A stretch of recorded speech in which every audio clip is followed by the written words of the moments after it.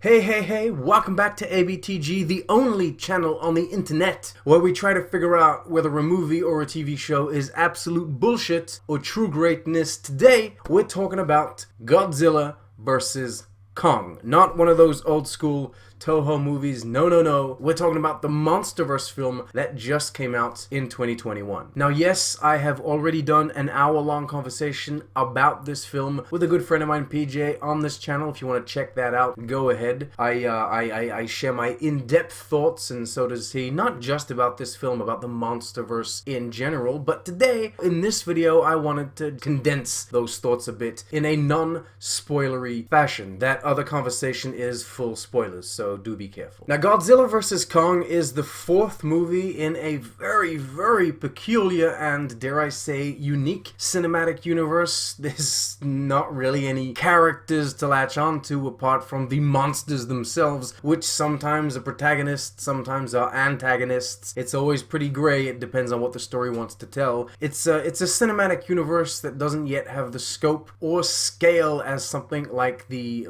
Marvel Cinematic Universe, as the MCU, but somehow, even if most of the films in the MonsterVerse are bland as fuck, it still manages to be better than the DCEU, which is shameful, to say the least. Okay, I won't get into spoilers here, but there's a certain way that the first two Godzilla movies were made, and then of course Kong Skull Island is its own thing entirely. Godzilla vs. Kong kind of disregards anything those three movies set up in terms of tone or in terms of style. Godzilla vs. Kong goes full crazy, full insane, and that's kinda, applicable to the plot as well. If I were to describe or try to recap or give you like a plot to this film, it really is as simple as Godzilla attacks a human facility. Humans are worried that Godzilla is now an enemy, and so they need King Kong to help them. They come up with this bullshit ass reason to bring King Kong to a specific place, and thus a fight or multiple fights ensue. That's the plot. I can't get any more specific than that. Honestly though, if I did get specific, it probably wouldn't spoil anything because it's all nonsense.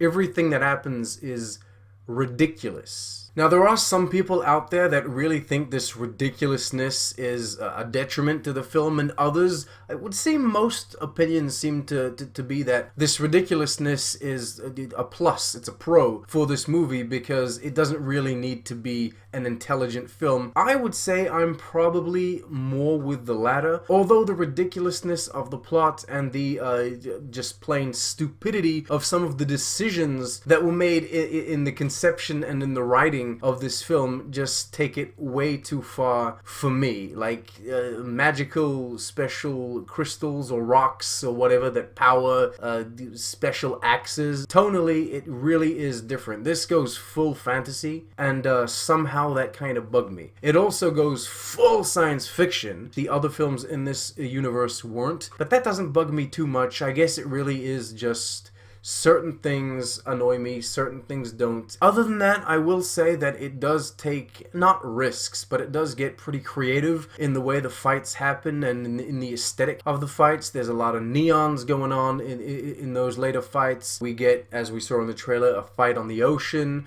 Most things happen in broad daylight, which is a big change from a lot of these other big CG fight movies where everything happens in the dark and in the rain, and it's not very nice to watch. This at least was nice to watch. From a technical standpoint, it is adequately directed. All of the visual effects are blatantly obvious. Like, you absolutely know when something is fully CG, and most of the film, like 80% of the film, is just CG. Full CG scenes. There's even, CG humans in there. And even though it is completely obvious, even though it is basically a cartoon, it's fine. It's okay. It still is a technological accomplishment in terms of VFX, honestly. It really does look good, even if it looks fake, if that makes sense. In terms of characters, in terms of character arcs that we could talk about, there are basically none except for, well, I suppose the titular King Kong. Godzilla's more played as the villain in this film, Kong more as the protagonist. He's the one, I would say that he's probably the character that gets the most screen time, and that does include humans.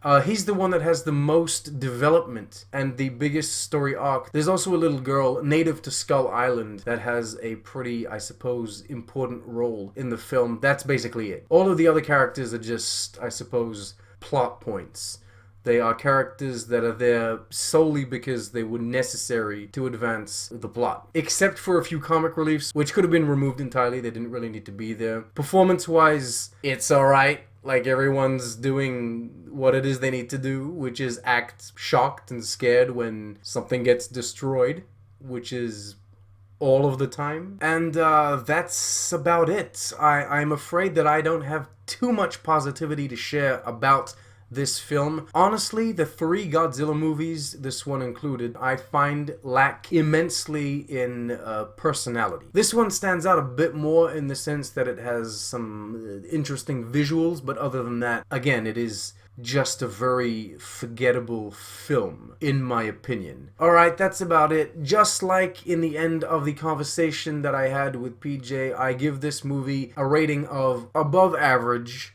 Have you seen Godzilla vs. Kong? Have you seen any other MonsterVerse movies? Like, subscribe, do all of those wonderful things, and I'll see you next time.